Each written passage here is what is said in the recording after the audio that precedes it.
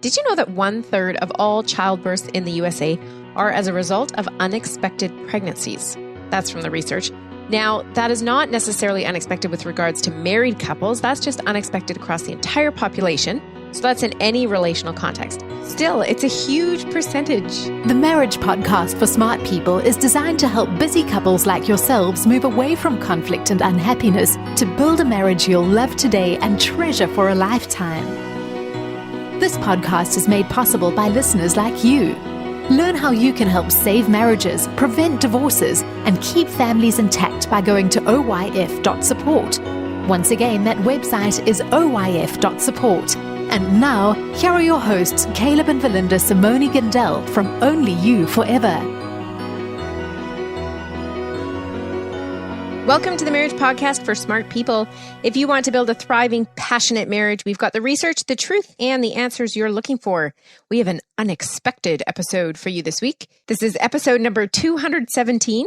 And today we're going to be talking about coming to terms with an unexpected pregnancy as a married couple. Hey there, before we get started, if you missed last week's episode, we discussed ROCD, relational. ROCD. Nice, Rhonda. Thank you. Relational obsessive compulsive disorder. That's worth going back and checking out. Also, make sure you hit the subscribe button so you don't miss any upcoming shows from us. If you're struggling with your marriage, we offer sound, research-based advice, and most of all, we offer hope. So, Caleb, the topic of unexpected pregnancies. Indeed. Did you like my ROCD thing? Yeah, that was pretty awesome. That's what I thought. Okay, yep. But we're not talking about that today. No, we'll have to search for other punny acronyms. Now, there's quite a variety of how unexpected pregnancy impacts couples. Quite a variety of experiences, I guess I'm trying to say, both positive and negative. So, on the concerning side, an unexpected pregnancy can negatively impact mental health, especially for the mother. Mm-hmm. It can lower relationship quality with the child that's born. It can lower relationship quality with the spouse. And it can have a detrimental impact on the mother's career trajectory. For example, if she has to quit her job or take reduced hours, or, things were in the plans for going in a certain direction and there's time for mat leave and so on. But so you think that after 9 months, it wouldn't be unexpected anymore? So why would it lower the quality of the relationship with the child? Because it's an unexpected pregnancy, not an unexpected birth. Right. So but you've now had 8 months to come to terms with this. But what if you're not able to? Mm-hmm. What if you had a vision and a dream of how your life was going to unfold? Yeah. And it didn't include having a baby right then. And then whatever that dream was, it's shattered. Okay. Right. And that's a grieving and loss process that, depending how significant that dream was to you, I mean, that could easily take 8-9 months to process, if not more. Okay. So that's how that can go. I mean, it's, we hope that, and, the storybook tales or the, mom falls in love with the baby and yada, yada. Mm-hmm. But, this can be pretty significant for people. Okay. So, but on the positive side, many couples also experience positive outcomes like increased happiness. It kind of, increased relationship quality, increased self-worth and a sense of meaning in life. So it wasn't planned, but it is kind of, this was our missing ingredient. We didn't realize it. Kind of thing. It could go something like that, right? Yeah. Or we needed this. It kind of makes, just a lot of it's going to depend on how the couple makes sense of it. And that's going to be based on all sorts of factors. Okay. So those outcomes are opposite of each other. There's these different factors that go into it, as I said. And I don't doubt that, though, in many cases for Linda, it's also just it's a mixture of positives and negatives. Yeah. You know what? This was really good that this happened to us, but definitely has had an impact on the career or whatever, right? Okay. So our kind of goal today in addressing it in the episode here is to ask the question, well, how can we make it a positive as much as possible? Okay. Now, there is, as part of this, a transition to parenthood, especially if it's your first, obviously, or maybe a reversion to, the earlier stages of parenting, which you thought you were done with, if it's kind of a following pregnancy. But if it's your first, then becoming a parent is the start of a major new life role. And it is going to drastically alter your life and your sense of who you are. So if you haven't had a child before, you don't carry the identity of mother or father. But if you have a child, now you will. So these things change even our self-definition.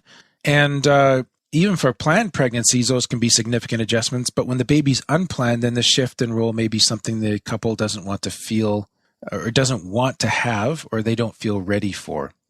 Women may, for example, feel like becoming a mother will impact their chances at a career. it'll get in the way of that somehow or other life goals. Okay. So there is this transition to parenthood and kind of the question of, am I ready for that or not? But not only that, there can be also this part of feeling what's called a role overload. And that is part of coming into this unexpected new role of being a parent. And role overload is where a couple feels like they have too many roles to cope with. Okay. And so this is a whole new thing, right, with it. And that can add stress and unhappiness. Okay. So it might be like the role of wife and employee and maybe, housekeeper. And maybe you're already caretaker for a parent or whatever, okay. right?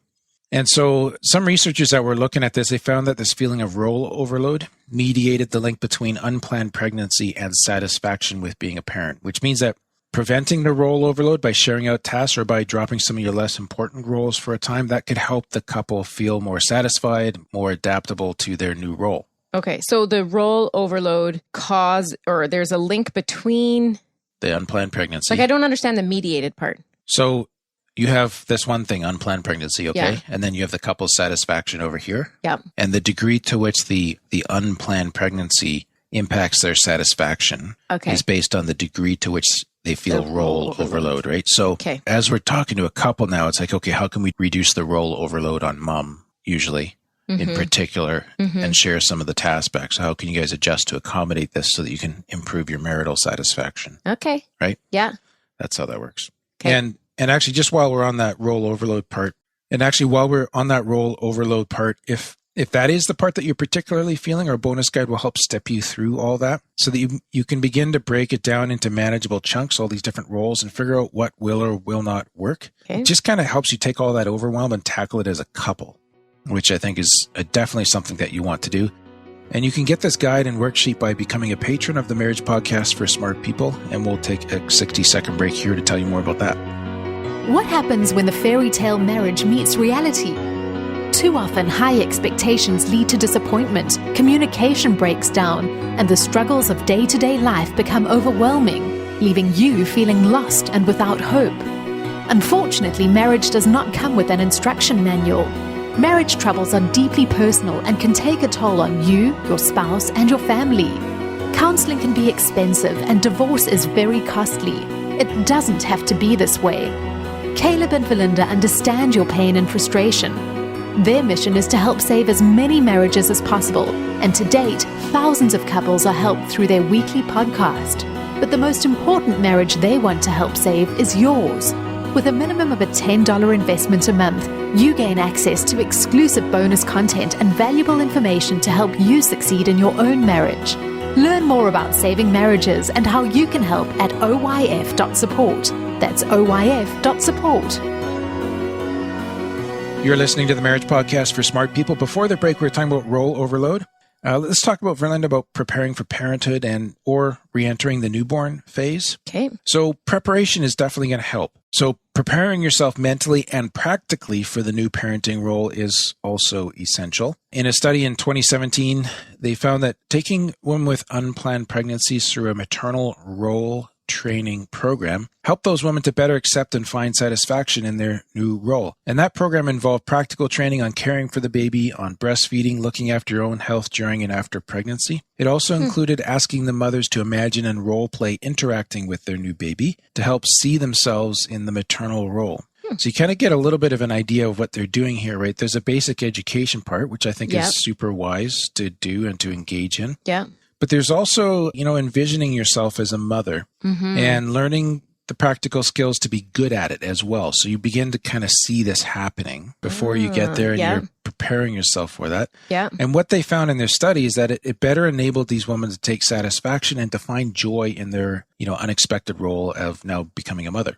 Huh. That's kind of neat. So those are some things that women could do. Yeah. It just shows how kind of preparation and just facing it can really help, right? Yeah. Now, as part of this, one thing you'll want to attend to as well is finances. So an unplanned pregnancy can possibly put a strain on finances, perhaps due to the mother quitting a job or working less hours. There could be additional costs caring for the baby or having the baby, depending on your healthcare or medical care arrangements and insurance and all that. Possibly even, like, some folks need to buy a new car. Things just don't fit anymore. That happened to us. Yes, it did. Needing to move house to accommodate the newborn even, potentially. So what does a couple do? Well, a lot of couples, again, this is researchers looking at things and seeing what works, right? So a lot of couples dealing with an unexpected pregnancy were able to turn to family for support, both in terms of financial help and child care as well. Child care more along the lines of allowing mom to return to work. So that can help on the financial thing. And again, the researchers found that for as many as 1/3 of the women, the unexpected pregnancy did not impact their work life as much as they expected it would. Oh, okay. And this was due to being able to use childcare services offered by their workplace or having family and friends who were able to provide childcare. So this is a good example of resourcefulness, which, for sure, there's maybe an initial period of shock or panic, but as you find your way again, you can be resourceful and look for ways to effectively face this new challenge. I mean, this is good even if your pregnancy is expected. Yes, for sure. Just kind of asking the questions about what is available to me here. Yeah. And part of that is going to come back down to personal motivation, kind of sussing this stuff out, right? So the same study found that mothers who were strongly motivated to manage both parenthood and their job, they usually found a way to do so. Ah, okay, yeah. Yeah. Now, there are, we are often, this is pregnancy and parenting kind of stuff, but we're always looking at this from the marriage context, right? So there are several factors to do with marital quality that had an impact on how couples adjusted to unexpected pregnancies. One is prior relationship quality. So couples who had a healthy, stable marriage prior to the pregnancy are more likely to cope with the transition to parenthood and remain happy and functional. Couples who are already struggling with conflict or were already in an unstable marriage are likely to find that unexpected pregnancy makes things worse due to the added stress and responsibility of parenthood. Yeah. And as we've said before, couples who expect a pregnancy to fix a dysfunctional relationship are often disappointed. So the lesson here is to address those marriage challenges right away, even if you've just learned you're pregnant. Going back to these people who will have a baby to fix the marriage. Yes. Like I've talked to the babies who are now grown up and it doesn't feel good. Anything you can... Well, I don't even know what to share, but... Without betraying confidence that you can share? But just like they knew that they weren't really, or they felt like they weren't really wanted. Okay. It was only, to fix the marriage.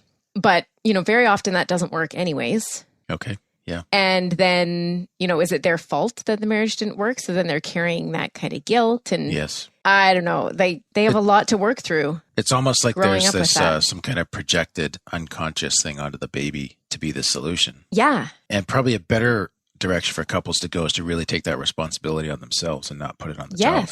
Yes. Yeah. Figure out the relationship and then have the baby. Yeah. I mean, we're talking about unexpected pregnancies here. So that's a little bit different than getting pregnant to fix the relationship. Yeah. But yeah, I just feel for those adults now who were the babies. Yeah. Yeah, for sure. Likely not all of them were like that though. Do you think? I don't know. Yeah, I guess we don't know. No. Okay, so that's a good point to make. Also, the lack of perceived support is an issue. So wives who found that their husbands were unwilling or uninterested in helping raise the baby often suffered the most negative consequences from an unexpected pregnancy. So, I mean, that's a tough spot, right? So here you are, it's an unexpected pregnancy, and then you find out husband's just not interested in being involved with that or helping out. That would be really hard. Yeah. So these women often felt trapped or isolated by their circumstances, and their mental health and their marital quality suffered as a result. And so their mental health suffered? Yeah, that too.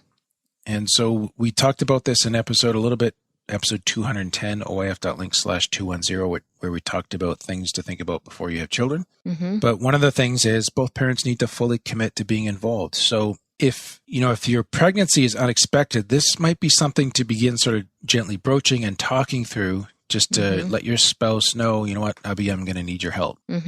And how much are you willing to give? And just kind of beginning to have that conversation so that when baby lands in there, everybody's been given a fair chance at doing well. Do you think that unexpected pregnancies kind of just bring to the forefront what's already there? Oh, they could. Yeah, potentially. But I think it adds new challenges too. Yeah. Sometimes. Yeah. I'm just thinking about this committed part. I mean, they're not all bad, and not all unexpected pregnancies have an uncommitted father. Right. Some men are really, they just shine in circumstances like this. Yeah. For sure. And then there's another thing to watch out for is because, baby might be unexpected, it could be quite easy to fall into the child-centered parenting because the crisis is all surrounded the unexpected. Yeah. This is one of my hobby horses.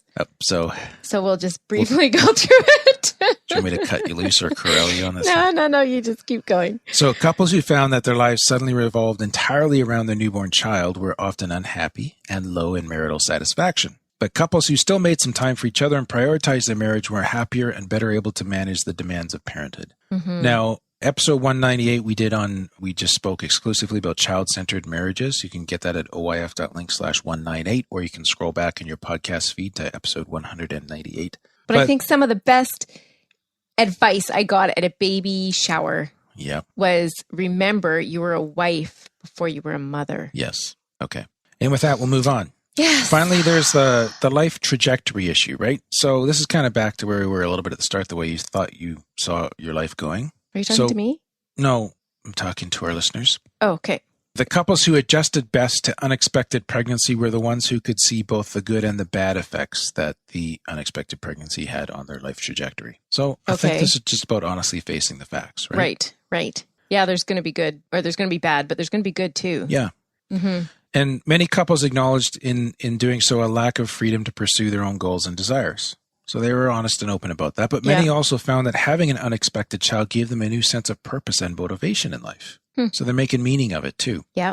An unexpected pregnancy in these studies often gave individuals the motivation to make positive life changes as well, such as cutting out unhealthy habits like smoking or alcohol use even. Some couples reported that the pregnancy gave them the motivation to go back to school or to college in order to get a good job to support the family. So yeah, while this thing can, certainly start with moments of panic and has the potential for negative consequences, an unexpected pregnancy can also be a catalyst that really creates positive change and growth in you guys as individuals and as a couple as well.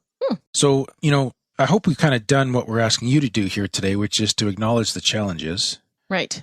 And be like, you know what, there can be some pretty tough spots around this, but also to look at the positive side and the hopeful side of this, that it really can be something that draws you guys together and motivates you to really excel and to grow as individuals. Mm-hmm. Cool. Anything you want to add, baby? Nope, I think that's it. Okay. I don't have any iTunes reviews this week. Nope. But we just want to thank all our supporters for being such faithful supporters. Indeed. Every month. We appreciate you. And next week, we're talking about what to do when your spouse is in victim mode. Is in victim mode. Like stuck with a victim mentality. Oh, interesting. Where everything is happening to me. Yes, and it's not my fault. And I can't help myself. Huh. And everything's going wrong. Well, that'll be interesting. Which we all get there once in a while, but some people get stuck there chronically, and that can be a really challenging marital situation. Okay. Well, that is all for today's episode. You can get the full show notes at oyf.link/217. Find out how you can help. Go to oyf.support.